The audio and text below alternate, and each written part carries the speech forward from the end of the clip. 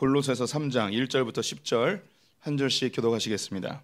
그러므로 너희가 그리스도와 함께 다시 살리심을 받았으면 위의 것을 찾으라. 거기는 그리스도께서 하나님 우편에 앉아 계시느니라.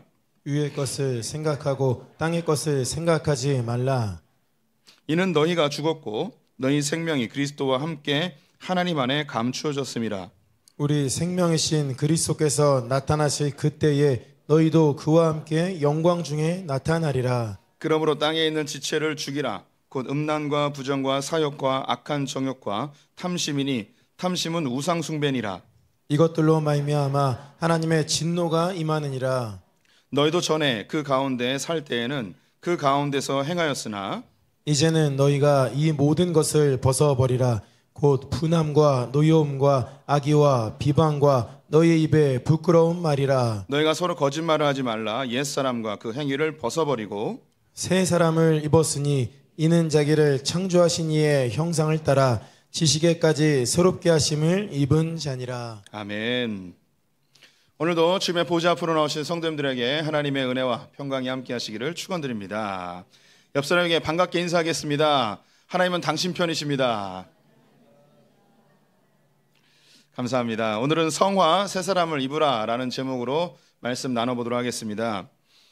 인간은 하나님을 영화롭게 하고 하나님을 즐거워하는 존재로 창조되었습니다. 모든 인간이 하나님을 영화롭게 하고 즐거워할 수는 없고 구원받은 자들이 그러한 삶을 살게 되는데요.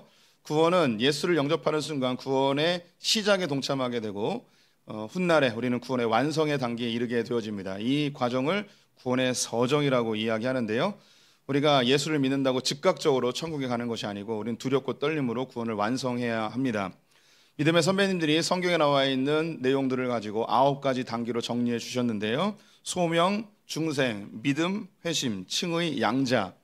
이 소명부터 양자까지는 우리가 예수를 영접하는 순간 한순간에 다 이루어지는 과거적 사건입니다. 하나님께서 우리 성도님들의 이름을 직접 부르셔서 하나님의 거룩한 앞에 서게 되면 내가 죄인인 것을 철저하게 깨닫게 되고 예수 그리스도를 믿음으로 우리는 하나님의 자녀가 되고 우리는 의로운 자로 거듭나게 되는 것이죠. 그리고 먼 훗날 우리가 천국에 이를 때 혹은 예수님이 다시 오실 때 우리는 영화로운 존재로 이르게 됩니다. 이것이 구원의 완성이고 미래적 사건입니다.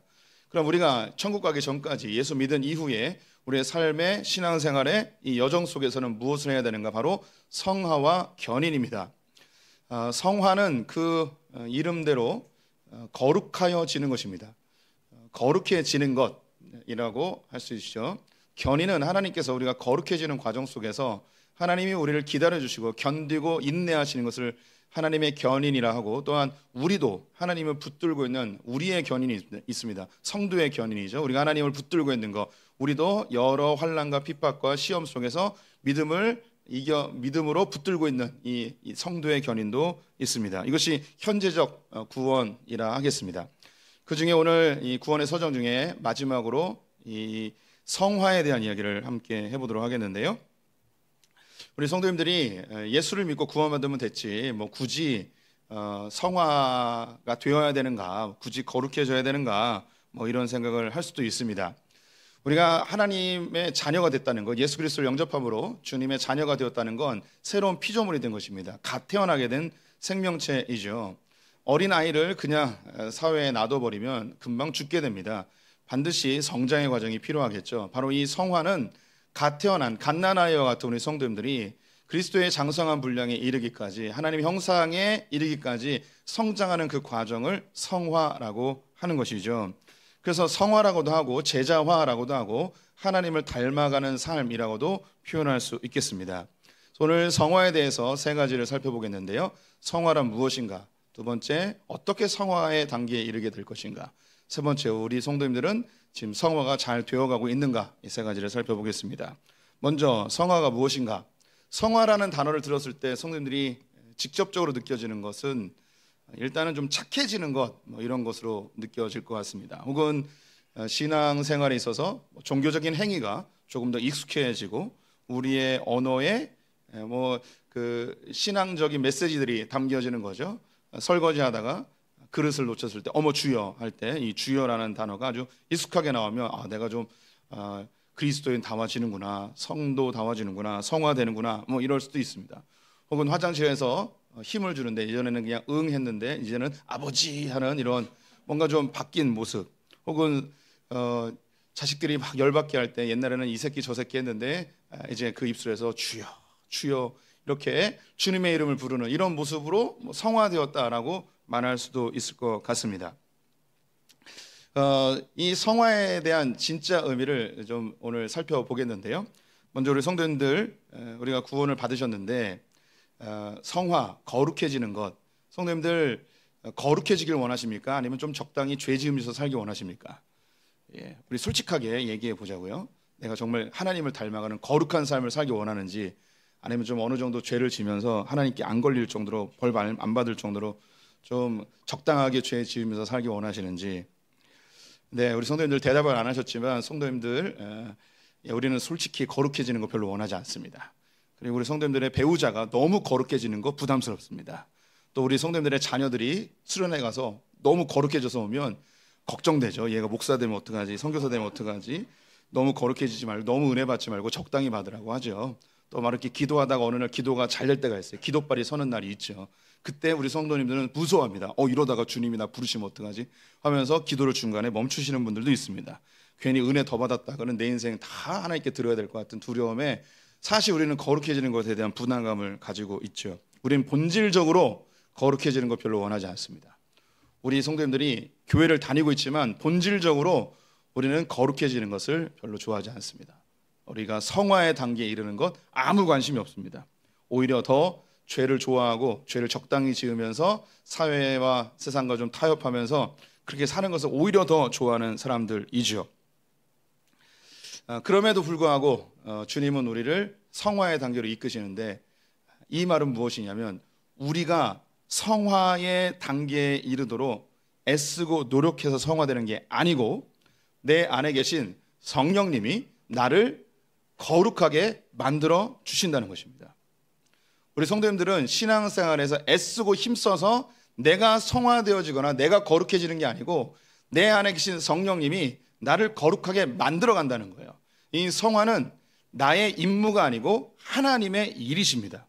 하나님이 자기 백성을 갓난아이로 태어난 그 자녀를 그리스도의 장성한 분량에 이르도록 하나님이 직접 우리를 성화시키고 거룩하게 만들어 가신다는 거죠. 이것을 로마서 15장에서 바울이 이렇게 고백합니다. 로마서 15장 말씀 같이 읽어보겠습니다. 이 은혜는 곧 나로 이방인을 위하여 그리스도 예수의 일꾼이 되어 하나님의 복음의 제사장 직분을 하게 하사 이방인을 제물로 드리는 것이 성령 안에서 거룩하게 되어 받으실 만하게 하려 하심이라. 하나님께서 성령을 우리 안에 부어주셔서 우리를 하나님이 받으실 만한, 다시 말해 영화로운 존재가 되게 하기 위하여 성령님이 우리 안에서 우리를 성화시켜 주세요. 우리를 거룩하게 만들어 주신다는 거죠. 우리는 본질적으로 거룩한 삶을 원하지 않아요. 우리는 본질적으로 거룩해질 수도 없어요. 우리 안에 계신 성령님이 우리를 하나님이 받으실 만한 거룩한 존재, 흠없는 존재, 하나님의 아름다운 신부로 주님이 만들어 가시는 것이죠. 저는 아들이 셋 있습니다. 2명은 군대에 가 있고요. 막내 아들하고 같이 생활을 하고 있는데 주일마다 가정 예배를 드리는데 몇 주 전에 아내가 예배를 드리다가 뭔가 웃을 수 있는 포인트가 있었어요. 그래서 아들하고 저하고 웃었습니다. 그런데 두 사람이 너무 닮았다고 이야기하면서 사진을 찍었어요. 사진을 보여드릴게요. 막내 아들하고 저하고 이상하게 닮았어요. 저희 아들들이 제일 싫어하는 말이 아빠 닮았다는 거거든요. 아들들도 아빠가 못생긴 걸 알아요. 근데 아들들은 착각하는 게 자기들은 잘생겼다고 생각하는 거죠. 그래서 제가 이야기합니다. 걱정하지 말라고. 나이 들면 아빠처럼 변한다고. 그러면 너무너무 고통스러워합니다. 이 막내 아들이 신기하게 닮았어요. 웃는 모습이 닮았죠. 그런데 제 아들이 저를 닮은 것뿐만 아니라 저는 저희 아버지를 닮았습니다. 저는 아버지하고 관계가 그리 좋지 않았습니다. 아버지가 싫었습니다. 군대 갔다 와서 아버지와 관계가 좋아졌고 지금 아버지가 너무너무 그립습니다. 사춘기 때 대부분 우리 젊은 학생들이나 우리 성도님들도 부모님과 특히 아버지와의 관계가 어려웠던 것은 공통적인 사항이겠죠. 근데 신기한 게 뭐냐면 시간이 지날수록 나의 외모, 말투, 억양, 심지어 식성까지 아버지를 닮아가고 있다는 거예요. 제 아버지에게 기억나는 것이 찬바람 나는 초겨울이 되어지면 시장에서 굴을 스티로폴 박스로 한 박스를 사오세요. 그럼 이것을 이 그릇에다가 부으세요. 그리고 양념가장을 풀어가지고 그냥 마셔버리세요. 이걸 너무 맛있게 드시는 거예요. 저는 어린 시절에 굴을 먹으면 냄새나고 막 이상해서 못 먹겠더라고요. 그래서 제가 어느 순간 나이가 들면서 저도 굴이 너무 맛있는 거예요. 그래서 굴이 있으면 정말 대접에다가 부어가지고 간장 풀어서 저도 마셔요. 너무 맛있어요. 먹어보세요. 맛있어요. 네. 저는 아버지를 싫어하면서 닮아갔고요. 아버지를 닮고 싶지 않았는데도 닮아갔습니다. 이것은 저뿐만 아니라 여기 계신 모든 성도님들이 자기 부모님을 닮아가는 건 너무 자연스러운 일이죠. 제 아이들이 저를 닮아가는 건 이상하지 않습니다. 뭐 핏줄은 못 속인다고 그럴까요? 왜 닮아갈까요? 아버지로부터 받은 DNA가 있고 저의 DNA가 제 자녀들에게 전달되었기 때문에 그 DNA에 의해서 자연스럽게 닮아가게 되는 거죠. 우리가 지난주에 우리가 하나님의 양자 되어짐에 대해서 보았습니다. 아들의 영, 양자의 영이 우리에게 들어오게 되면 하나님을 아버지라 부를 수 있게 되었다고 했죠. 성령님이 오시지 아니하면, 아들의 영이 오지 아니하면 하나님을 아버지라 부를 수 없습니다. 아들의 영이 내 안에서, 성령님이 내 안에서 작동하고 있는 거예요. 우리의 아들들이 DNA로 아버지를 닮아가듯이 내 안에 들어오신 성령님에 의해서, 아들의 영에 의해서 자연스럽게 아버지를 닮아가게 되어 있다고요. 이것은 내가 노력하고 힘쓰고 애써서 되는 게 아니고 하나님의 자녀라면 내 안에 계신 성령님이 나를 하나님을 닮아가도록, 하나님의 성품에 이루도록, 다시 말해 성화를 이루도록, 거룩해지도록 내 안에 계신 성령님이 작동하고 있어요. 그래서 신앙생활은요, 힘쓰고 애쓰고 노력해서 하는 게 아니고 성령 안에서 하나님 안에 머물러 있으면 자연스럽게 성장하게 되어 있는 거예요. 그래서 요한복음 15장에 나와 있는 것처럼 너희는 가지고 아버지는 나무이기 때문에 그 안에 잘 붙어 있으면 열매가 자연스럽게 맺혀지는 거죠. 우리가 해야 될 것은 하나님께 잘 붙어 있는 것, 이것을 믿음이라고 이야기합니다. 그런데 말세에 믿음을 보겠냐고 하시죠. 하나님께 붙어 있지 않는 거죠. 교회는 다녀도 하나님께 붙어 있지 않으면 하나님의 거룩함으로 성화의 단계로 나아가지 못하게 되는 것입니다. 우리 성도님들 하나님께 붙어 있으십시오. 하나님을 마지막까지 붙들고 계십시오. 그럼 하나님이 우리 성도님들을 거룩한 존재, 아름다운 신부로 완성해 내십니다.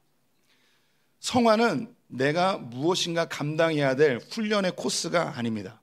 성화는 하나님 안에서 아버지를 닮아가는 것입니다. 그렇다면 이 성화가 우리 안에 어떻게 작동되는가, 어떻게 성화가 이루어지는가에 대한 이야기를 해보겠습니다. 우리 성도님들, 성화라고 하니까 제일 먼저 떠오르는 것이 이제 착해지는 것이라고 말씀드렸고, 혹은 종교적인 행위가 내 삶에서 잘 나타나는 것, 크리스찬으로서 어떤 신앙생활, 교회 생활이 익숙해지는 것, 뭐 이렇게 볼 수도 있겠지만, 진짜 성화가 무엇인가 오늘 본문에서 기록해주고 있습니다. 1절과 2절 말씀 같이 읽어보겠습니다. 그러므로 너희가 그리스도와 함께 다시 살리심을 받았으면 위의 것을 찾으라. 거기는 그리스도께서 하나님 우편에 앉아 계시느니라. 위의 것을 생각하고 땅의 것을 생각하지 말라. 네, 성화는 내 행동이 바뀌는, 종교적인 모습이 나타나고 교회 생활이 조금 익숙해지는 것을 성화라 하지 아니하고요, 성화는 뭐냐면 내 생각이 바뀌는 것을 성화라고 합니다. 이 생각은 우리의 판단과 결정의 기준이 됩니다. 내 생각이 무엇을 하고 있느냐에 의해서 결정하게 되고, 이건 행동으로 나타나고, 이 행동이 나의 삶이 되는 것이죠. 내가 행동으로 나타나는 것은 내가 무엇을 생각하고 있느냐에 의해서 결정되는 것이죠. 하나님은 우리의 생각을 바꿔주고 싶어 하십니다. 이것을 가치관이라고 이야기하는 거죠. 신앙생활은 기독교가 익숙해지는 것이나 종교적인 행위가 익숙해지는 게 아니고, 우리의 기독교의 신앙생활은 나의 가치관을 완전히 뒤바꿔버리는 것이 우리의 신앙생활입니다. 그래서 우리의 일생이 무엇을 먹을까 마실까로 살아가고 이것을 생각하며 살죠. 우리 모든 세상 사람들 어떻게 하면 잘 먹고 잘 살까를 생각합니다. 이것이 모든 사람의 생각이에요. 그런데 주님이 오셔서 어떻게 하면 잘 먹고 잘 살까의 이 생각을 너희는 먼저 그의 나라와 그의 의를 구하라로 바꿔놓으셨습니다. 이게 가장 강력한 생각의 전환이죠. 가치관을 바꿔버리는 거예요. 우리 인간이 어떻게 하면 잘 먹고 잘 살기 위해서 사는 존재가 아니라는 거예요. 하나님이 우리를 그렇게 만들지 않았다는 거죠. 하나님이 우리를 만드셨을 때는 하나님의 나라와 그분과 친밀한 사귐, 의의 관계를 위해서 창조되었다는 것을 생각을 바꾸는, 가치관을 바꾸는 것이 복음의 시작입니다. 이 세상에는요, 많은 물건들이 개발되었는데, 발명되었는데, 원래 개발자, 원래 발명자가 계획했던 대로 쓰지 아니하여서 사람들이 오히려 불편하고 그 물건을 사용하면서 부작용이 나타나는 것들이 많이 있습니다. 제가 3개의 물건을 가져왔는데요, 성도님들 한번 맞춰보시기 바랍니다. 첫 번째 그림입니다. 후라이팬이죠. 후라이팬에는 끝에 구멍이 뚫려 있습니다. 이 구멍을 왜 만들었을까요? 우리는 다 부엌에 혹은 주방에 걸어놓는 용도로 사용하죠. 원래 개발자는 부엌에 걸어놓으라고 저 구멍을 뚫지 않았습니다. 그럼 저 구멍을 왜 뚫었냐면 주걱을 꽂아놓는 용도입니다. 그래서 대부분의 사람들은 주걱을 후라이팬에 그냥 놓고 나중에 만진 다음에 아 뜨거 하죠. 원래 아 뜨거를 안 하게 하도록 저 구멍에다가 걸어놓게 되어 있습니다. 2부 때는 깜짝 놀랐는데 3부 예배 때는 별로 놀라진 않습니다. 다시 해보겠습니다. 후라이팬의 구멍은 주걱을 꽂아놓도록 되어 있습니다. 와, 그렇죠. 다음 그림은 여성들에게 필요한 겁니다. 이것은 머리핀입니다. 실핀이죠. 실핀은 한쪽은 밋밋하고 한쪽은 굴곡이 져 있습니다. 실핀을 이용하는 여성들 중에 많은 경우가 자꾸 머리 실핀이 흘러내린다는 거예요. 개발자가 이 실핀을 사용할 때 위와 아래를 정해놓았습니다. 그런데 많은 경우 그 반대로 사용해서 흘러내리게 되어 있습니다. 본래의 방법은 다음과 같습니다. 평평한 것이 위쪽으로 나와야 되고 굴곡 있는 것이 머리 쪽으로 가야 안 흘러내립니다. 다 알고 있었나요? 굴곡이 되어 있는 게 머리 쪽에, 밋밋한 게 바깥쪽에, 이렇게 돼야만 머리핀이 안 흘러내려요. 개발자가 이렇게 만들었어요.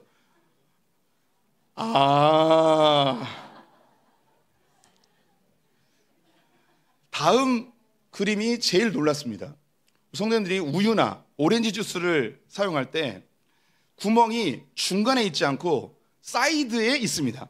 왜 사이드에 놓았는가? 대부분의 사람들은 사이드에서 컵이 가깝게 우유나 주스를 붓습니다. 이로 인해서 이 꿀렁꿀렁하는 일이 발생하는 거죠. 원래 개발자는 구멍을 위쪽에서 사용하도록 되어 있습니다. 공기가 들어가서 쉽게 나오도록. 이것도 다 알고 있었나 보군요. 예. 예. 우리 성도님들, 제가 지금 뭘 얘기하고 있는 거냐면 어떤 물건이 있으면 우리는 우리 나름대로의 생각대로 사용을 합니다.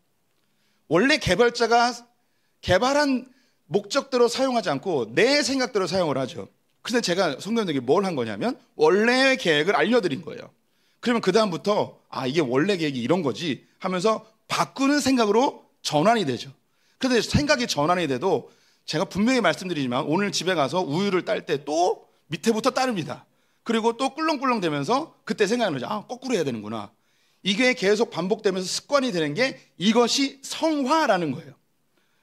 우리 성도님들이 이 세상에 살면서 내가 가지고 있는 생각, 나의 성장의 배경, 교육, 문화, 이 세상의 흐름들, 미디어들, 소위 전문가들이 이야기한 것들을 우리가 습득을 해요. 근데 그것대로 사는데 원래 하나님이 우리에게 주신 목적과 계획이 아닌 대로 생각하다 살다가 여러 부작용들이 있죠.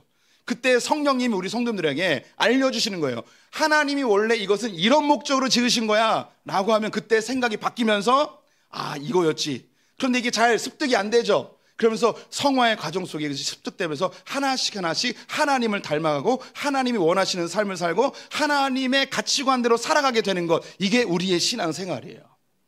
그 가운데 물 잘못 따랐다고, 우유 잘못 따랐다고 주님이 오셔가지고 이 미친놈, 바보 같은 놈 한번 알려주면 똑바로 알아야지, 하나를 가르치면 열을 깨달아야지, 바보 같은 놈, 머리핀 계속 흘러내리면 내가 뭐라고 그래서 너는 머리핀 할 자격도 없어, 머리를 팍 밀어버려야 돼, 막 이렇게 하시는 분이 아니라고죠. 하나님은 견디고 인내하면서 우리에게 또 다시 기회를 주시고 다시 격려하시고 성령님을 통해서 다시 알려주시고 하면서 주님을 닮아가는 그 풍성한 삶을 누리도록 우리를 그렇게 인도해 가시는 것. 내가 뭐가 잘못됐고 뭐가 틀렸고 내 생각이 무엇이 문제인지 알려주는 것, 이게 성령님이 하시는 일이에요. 그래서 오늘 본문 3절과 4절에 옛 생각은 죽었다고 이야기하는 겁니다. 3절 4절 읽어보겠습니다. 이는 너희가 죽었고 너희 생명이 그리스도와 함께 하나님 안에 감추어졌습니다. 우리 생명이신 그리스도께서 나타나실 그때에 너희도 그와 함께 영광 중에 나타나리라. 네, 제가 우리 성도님들에게 후라이팬하고 머리핀하고 우유가게에 대해서 이야기를 해줬어요. 제가 이렇게 이야기하니까 옛날에 가졌던 생각은 이제 틀렸다는 걸 알게 됐어요. 그럼 이 생각은 죽은 거예요. 죽었어요.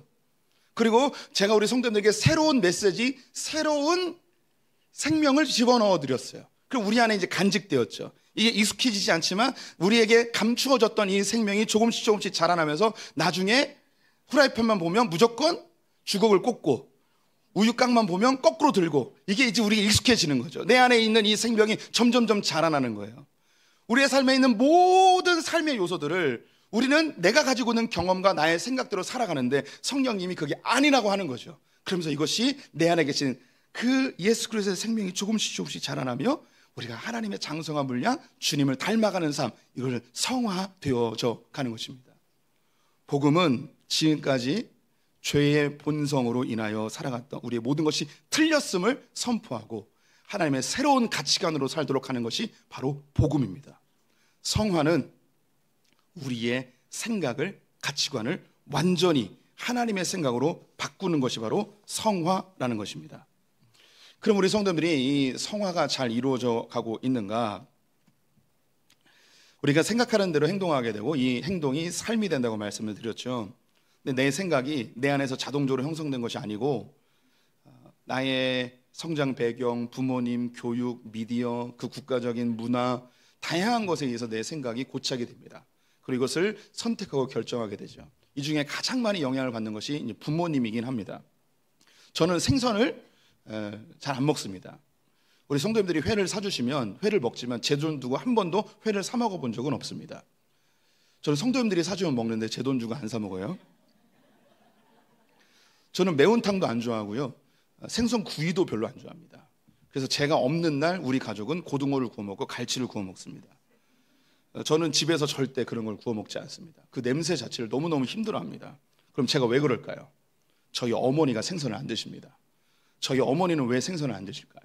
저희 어머니는 제가 살던 동네보다 더 시골, 완전 산골짜기에서 생선을 거의 한 번도 드시지 않은 삶을 사셨습니다. 먹어보지 않았으니까 그 삶이 저에게 왔고, 그래서 저도 지금도 그렇게 살아가고 있습니다. 이것이 저의 삶의 경험이었고 저의 생각이죠. 나는 생선을 안 먹어라는 생각으로 살아가는 거죠.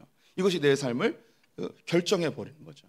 근데 이 생각을 전환하면 생선이 주는 그 풍성함을 먹는 거죠. 제가 이런 얘기까지 할 줄 몰랐는데 제가 고등학교 2학년 때 처음으로 초밥을 먹었어요. 고등학교 2학년 때 처음 초밥을 먹었는데 초밥을 먹고 다 토했어요. 이 정도로 생선을 잘 못 먹는 거죠. 그런데 생각을 바꾸는 거죠. 초밥은 맛있는 음식. 내가 예전에 생각했던 것은 이것은 거짓 메시지. 이건 죽었어. 옛자아는 죽었어. 초밥을 못 먹던 나는 죽었어 하고 새롭게 태어나서 초밥을 먹으면 지금은 초밥을 잘 먹습니다. 제가 사 먹진 않고 성도님들이 사주면 잘 먹습니다.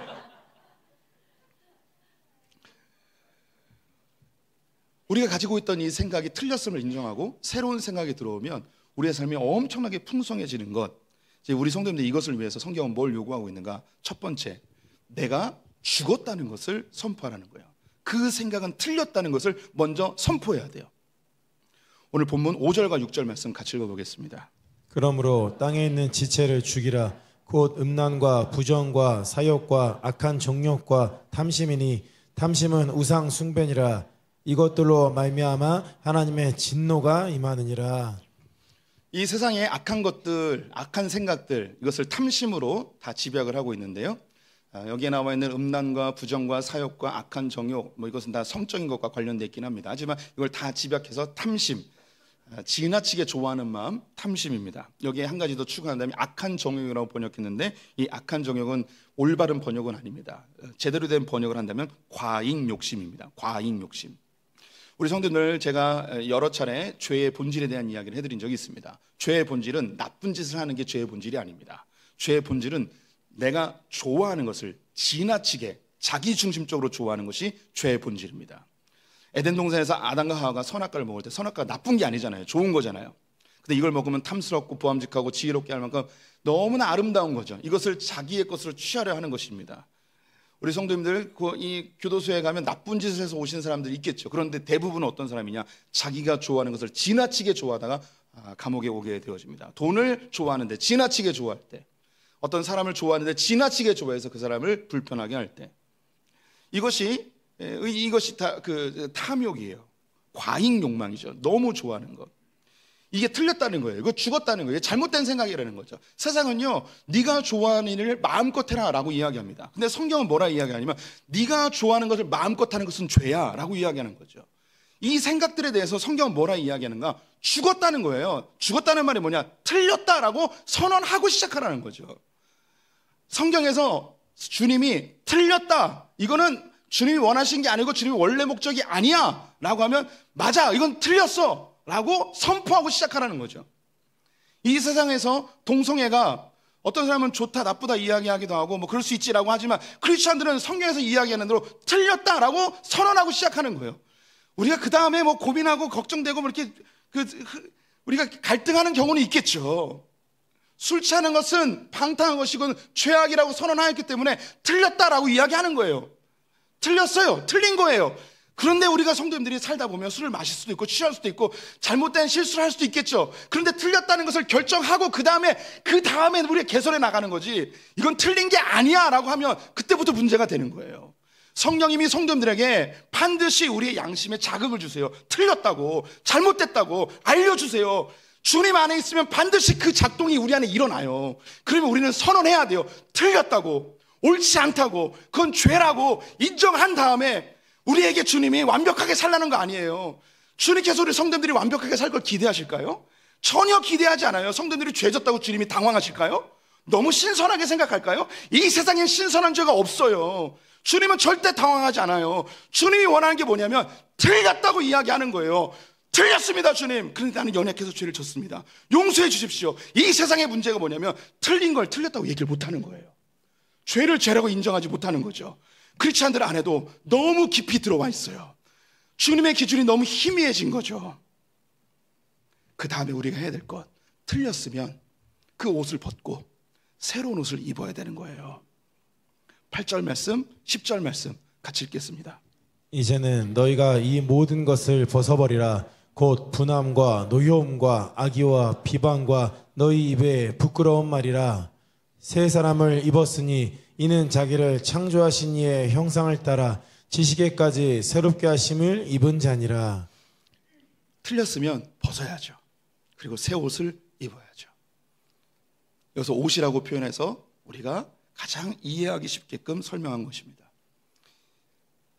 그래서 조금 어려운 표현으로 옛날에 생각했던 것, 이건 틀렸다고 결정하고 주님이 뭐라고 말씀하시는지, 주님이 어떻게 생각하시는지, 주님의 뜻이 무엇인지 이걸 따라서 살아가는 거예요. 이것이 성화예요. 세상의 사람들은 돈에 대해서 두 가지의 생각을 합니다. 하나는 돈이면 뭐든지 된다는 돈을 숭배하는 거죠. 근데 돈을 숭배했을 때 나타나는 수많은 잘못된 것들이 있습니다. 문제들이 발생하죠. 우리 성도님들은 돈을 좋아하면서도 돈으로 인하여 나타난 문제들도 잘 알고 계세요. 여기서 조금 더 앞서 나가는 사람들은 돈의 문제들이 이 세상을 너무 힘들게 하기 때문에 돈은 악한 것이라 이야기하기도 하고 무소유를 이야기하기도 합니다. 이 세상은 이렇게 두 개의 좌우로 나뉘어져서 극단으로 흘러가게 되죠. 복음은 이 돈에 대한 완전한 새로운 개념을 우리에게 제시합니다. 사람들은 이 양극단으로 가는 것이 싫어서 중간 어디쯤에 머무르려고 합니다. 돈이 좋기도 하는데 돈의 문제도 알아요. 돈을 갖고도 싶은데 무소유를 해야 되는 것도 알아요. 어떻게 할까 막 고민합니다. 그래서 한 통장은 무소유로 만들고 한 통장은 풍성하게 만들고 중간 어디쯤에 이렇게 살려고 하는 분들이 있어요. 복음은 완전히 새로운 개념을 주는 거예요. 주님이 돈에 대해서 뭐라고 이야기하는지 성경을 찾아보는 거죠. 성경에서 이야기하는 대로 돈을 관리하는 거예요. 성에 대해서 민감한 주제죠. 성은 인간이 느낄 수 있는 최고의 쾌락이에요. 그러다 보니까 세상 사람들은 프리섹스로 갑니다. 성적인 쾌락을 무한히 즐기려고 하죠. 지금 이 세상의 흐름이 그쪽으로 흘러가고 있습니다. 그런데 역사 속에서 이 성적인 문란함과 쾌락으로 인해서 나타난 문제들이 수없이 있기 때문에 한 부류에서는 이것을 금욕하게 하죠. 때로는 성은 더러운 것, 악한 것, 터부시해버리는 문화가 있습니다. 이 세상으로 이렇게 흘러가게 되어집니다. 이 성은 중간 어디쯤이 없습니다. 성경이 이 성을 뭐라고 이야기하는지, 하나님이 성을 우리에게 왜 선물로 주셨는지, 이런 것을 하나님의 생각으로 나의 생각으로 바꿔가는 거예요. 대표적인 두 가지를 이야기했지만 우리의 가정, 우리의 자녀, 취미, 시간관리, 인간관계, 세상에 대하여, 이웃에 대하여, 정치, 경제, 문화, 예술, 이 모든 영역에 대해서 인간은 이렇게 좌우로 흘러가는 인간의 악한 생각들, 인간의 생각의 범위가 제한되어 있어서 여기서 벗어나지 않아요. 그런데 하나님은 이 세상을 창조하신 분이기 때문에 원래 디자인하셨던, 원래 계획했던 것을 우리에게 알려주세요. 성경을 통하여. 그래서 바울 선생님은 이 부분에 대해서 디모데전서에서 이렇게 이야기하고 있습니다. 함께 읽어보겠습니다. 하나님께서 지으신 모든 것이 선함에 감사함으로 받으면 버릴 것이 없나니 하나님의 말씀과 기도로 거룩하여짐이라. 이 세상의 모든 것은 하나님이 주신 것은 다 선합니다. 다 좋은 거예요.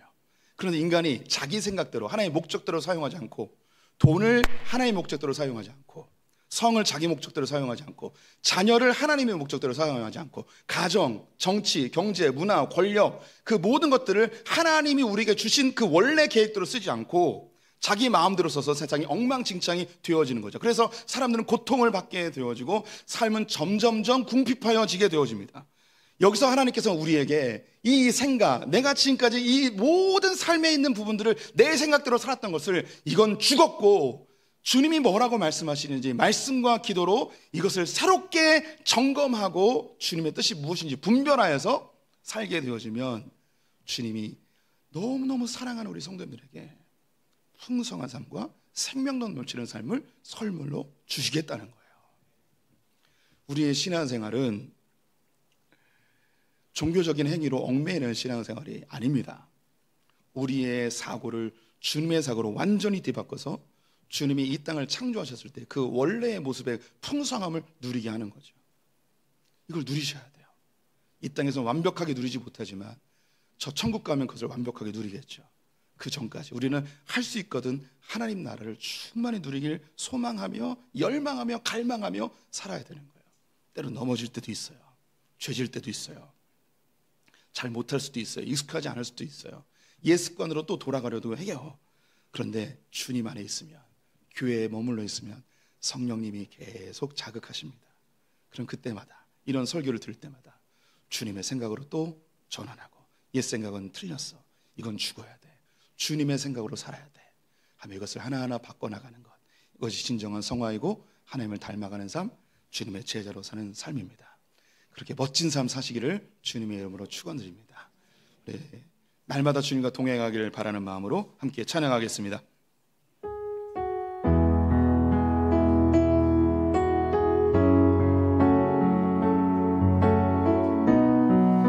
날마다 숨쉬는 순간마다, 날마다 숨쉬는 순간마다 내 앞에 어려운 일 보내 주님 앞에 이 몸을 맡길 때 슬픔 없네, 두려움 없네. 주님의 그 자비로운 손길 항상 좋은 것 주시도다. 사랑스레 아픔과 기쁨을, 수고와 평화와 안식을 날마다 주님 내 곁에 계셔 자비로 날 감싸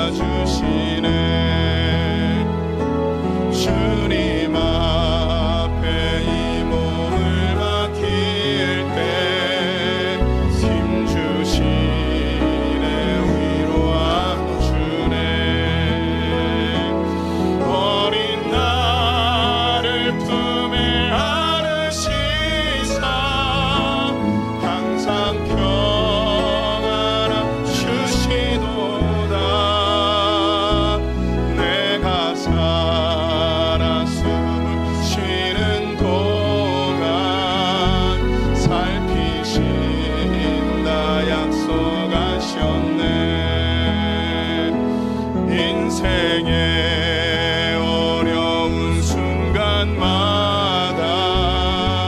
주의 약속 생각해보네. 내 맘속에 믿음 잃지 않고 말씀 속에 위로를 얻네. 주님의 도우심 바라보며 모든 어려움 이기도다. 흘러가는 순간순간마다 주님 약속 생겨봅니다. 하나님, 내 안에 오셔서 하나님을 아버지라 부를 수 있는 특권 주시고 아버지 닮아가게 하여 주시니 감사합니다. 우린 본질적으로 주님을 닮고 싶어 하지 않고 죄의 속성대로 살아가려는 철저히 죄인 중에 괴수임을 고백합니다. 하지만 세상의 많은 사람들 중에 나를 택하여 부르셔서 하나님을 닮아갈 수 있는 놀라운 특권을 주시니 감사합니다. 하나님이 만드신 이 세상을 내 생각대로, 이 세상의 죄악된 생각대로 판단하지 않고 주님께서 원래 계획하고 목적하신 바대로 알려주시니 감사합니다. 아직 익숙하지 않고 아직 모르는 것이 많이 있지만 주님 주신 이 놀라운 깨달음으로 풍성한 삶, 생명 넘치는 삶 살게 하여 주시옵소서. 지금은 우리 주 예수 그리스도의 은혜와 하나님 아버지의 무한하신 사랑과 성령의 교통하심이 주님의 생각대로 이 땅을 살아가 풍성함과 생명감을 만끽하길 원하는 소풍의 모든 성도들 가운데 우리의 자녀들과 저 북에 있는 형제자매들 열방의 선교사님들 위해 지금부터 영원토록 함께 있을지어다. 아멘.